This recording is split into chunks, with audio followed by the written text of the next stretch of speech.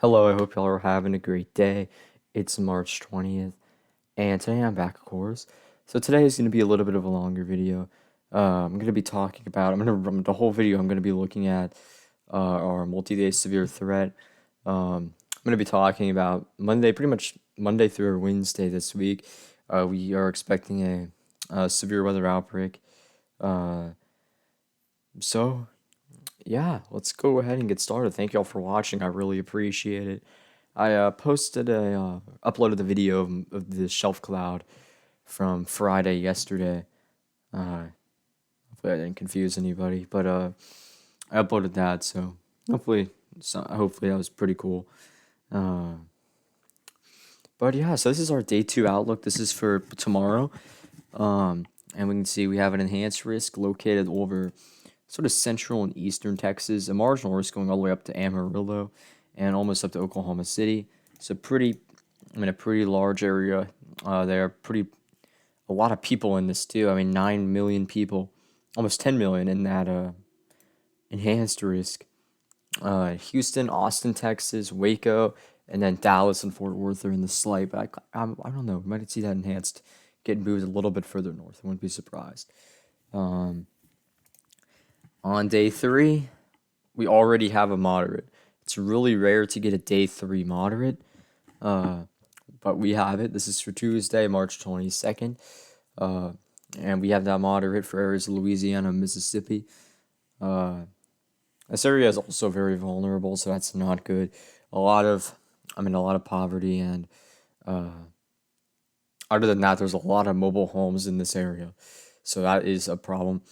We can see main cities in that's Baton Rouge, Jackson, Hattiesburg, Clinton, and Pearl, Mississippi. So the main cities, though, is just Hattiesburg, Jackson, Baton Rouge. Uh, Enhanced, we have New Orleans, Lafayette. I'm not going to try and say that second one. We have Tuscaloosa and Gulfport, Mississippi. And then Montgomery, Mobile, Beaumont, Lake Charles, and Port Arthur, Texas are in that slight risk. And the marginal goes up to the Birmingham area and up into a little bit of further north Alabama, almost over to Columbus, Georgia, and almost up to Huntsville. Uh, yeah, we got a lot to talk about. Even on day four, this is going into Wednesday now. We have a day four 15% risk from Florida all the way up into Virginia. No day five through eight, so that is good. Which we're not even looking at anything else other than this. I want to focus on this severe weather threat today. Uh, so yeah, I did not have time to make an outlook. Sadly, I wish I could. Maybe I'll be able to make one for a day two for Tuesday tomorrow. Uh, Unofficial though, of course. I mean, any outlook I post on here is gonna be any outlook I show y'all will always be like just for fun. Don't want anybody to make any like decisions off of that at all. I'm just trying to build my skills, I guess. Because hopefully one day I will be able to do this kind of stuff, but for an actual job, make some money. Uh, but yeah, so let's go ahead and take a look at models. So this is the HRRR. We're just gonna be taking a lot of soundings off it, and just looking at everything. So just off of reflectivity here, see a lot of kind of afternoon convection up in Oklahoma, North Texas, and then our main event goes off here right at around 7 p.m., 6 p.m. Central. My gosh, just a line of supercells, lows likely right there, fronts like that. I mean, that is just insane looking. Okay, let's just take a sounding here. Okay, all right, yeah, this is interesting. So, I mean, the shear is good. I mean, definitely good. Hodo's good. Wouldn't say it's like I wouldn't say that's like extremely high end though. Uh, Take one further to the north, and just because it says PDS store, that doesn't really mean anything. I don't even look at that. I find it useless. This is contaminated, so I gotta continue trying to get another one. Let me lock it on hour 29 here. We can just see what we actually are looking at. So we have like this line of storms all the way from like northern Texas. We take a sounding in northern Texas, and I mean definitely a severe weather threat is far up there, far all the way up into like the Texas Oklahoma border there. I think that's the Red River. Uh, if I'm wrong, sorry. Uh,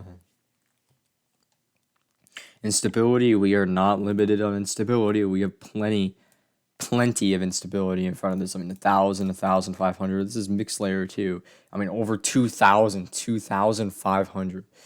So that's just like, I mean, that's very high. Dew points, plenty of moisture as well. Dew points approaching 70 degrees.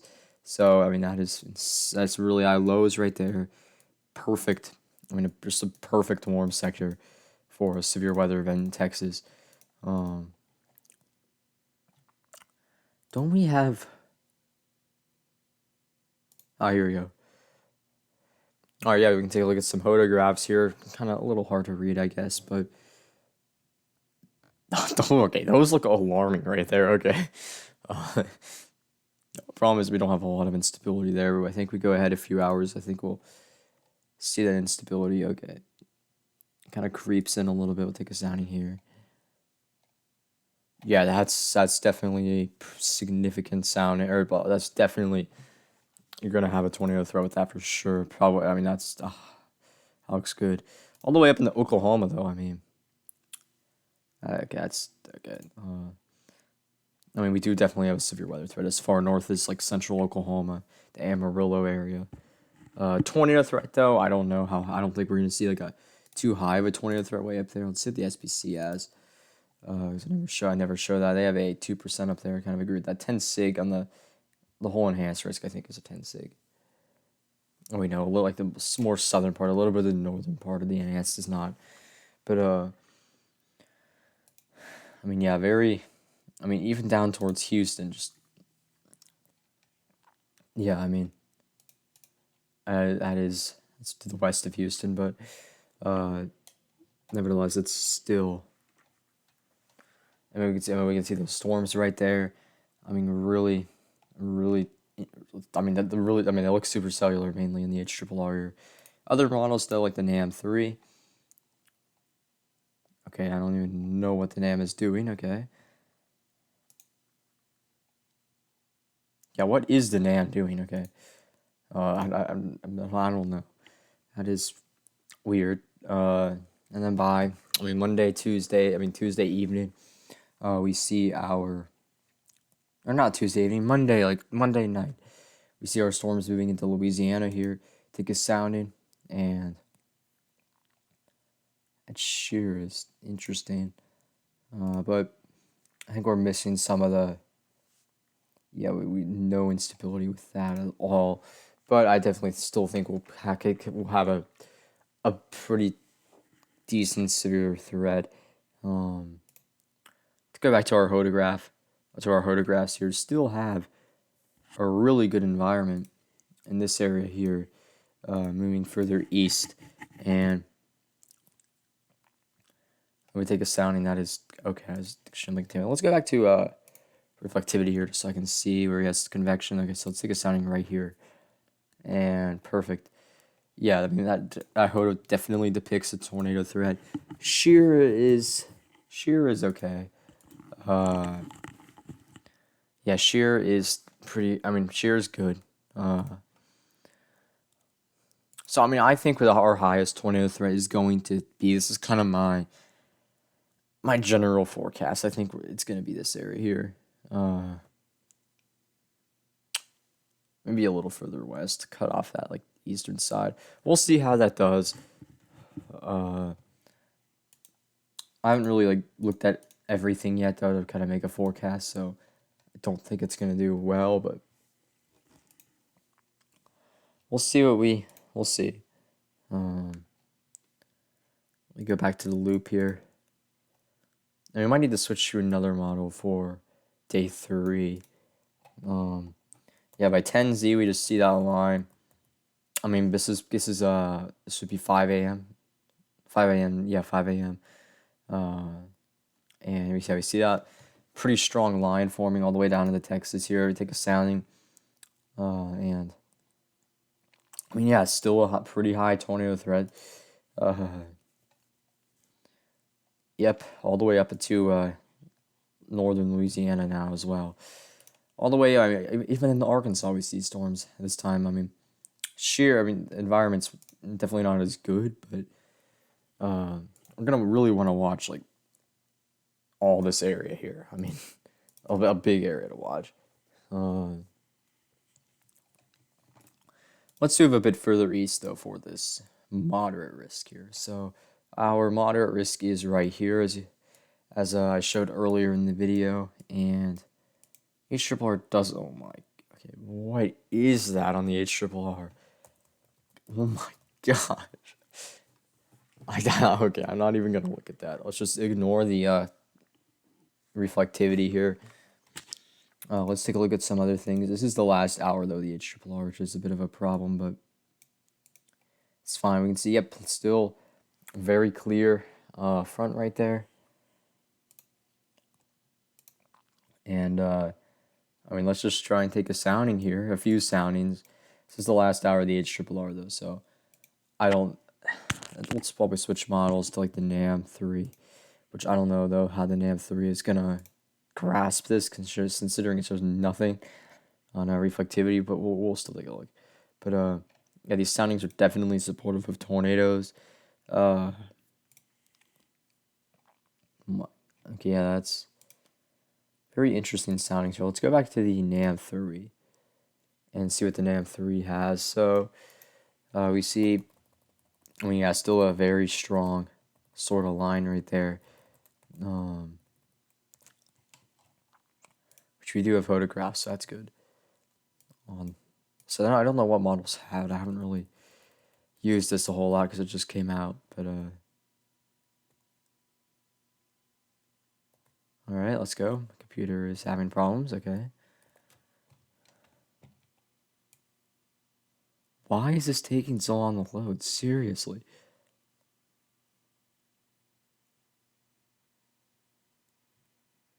There is no reason for this.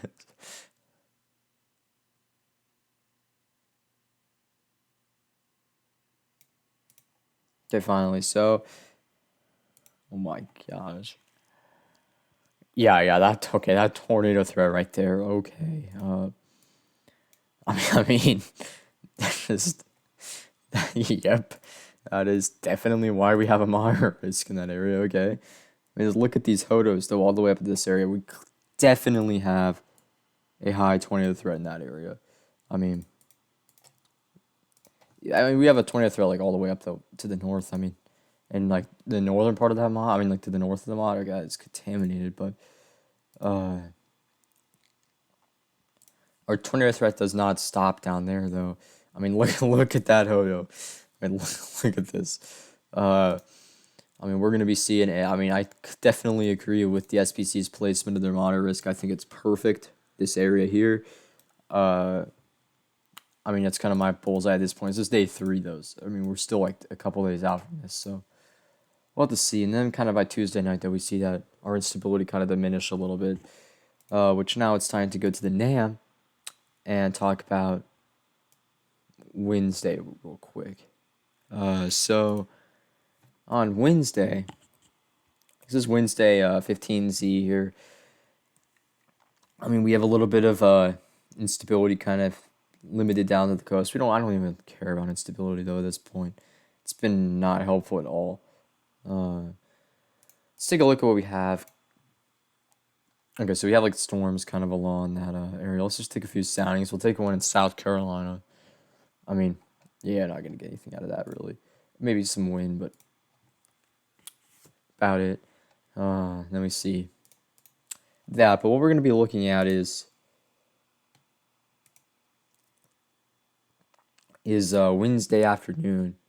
We see. I mean, we get that. We know we get the heating, of course. We get more instability, and I mean, we're gonna be looking at like a little bit of a pretty decent severe weather threat across the east.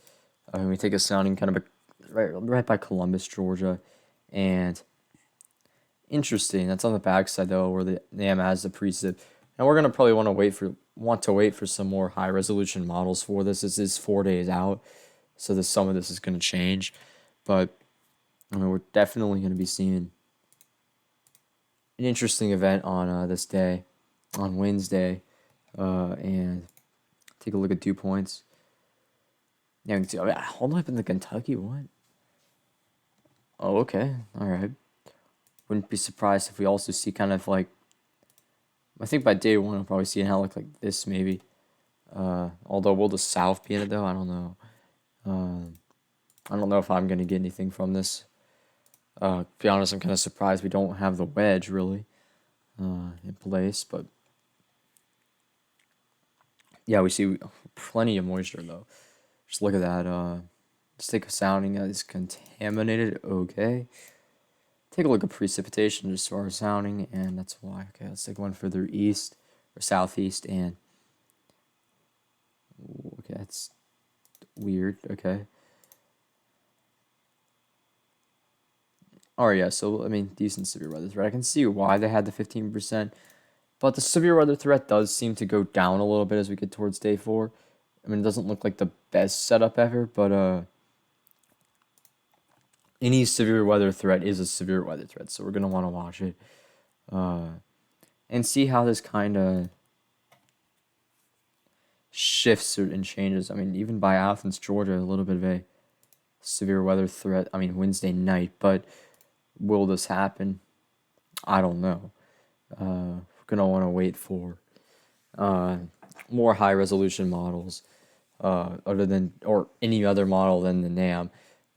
Once we get the HRRR, that'll be helpful. But definitely think we're going to be seeing a severe weather event. I mean, easily across this area, and like where the SPC has it, but maybe also as far north as Kentucky, maybe southern Ohio. And we take a sounding in Kentucky, and I mean, still, I don't think it's much of a severe weather threat. It might be earlier in the day, really, but definitely going to be seeing I think it's kind of an outlook that. Let me try to draw what I think our day 1 outlook could look like. I think it'll kind of look like that. Or they could have it over the mountains, maybe. We'll have to see. Definitely think we'll see a severe weather threat in this area. And, of course, the main area that the SPC has outlined. So, next couple of days are going to really be active. Please be prepared. I'm sure you've already heard this, but if you don't already have one, I would recommend getting a weather radio. I mean, I have a one of the Midland ones. I think this is a don't really know. I think it's a I'm looking right now. I can't see, but just pretty. I mean, they're not that expensive. I think $30 is what I got mine for, and really recommend them. They're really good, especially if you have like an overnight severe weather threat, and you want to be like woken up if there's like a severe thunderstorm warning or a tornado warning, or you can adjust the settings so you only get it if there's a tornado warning. But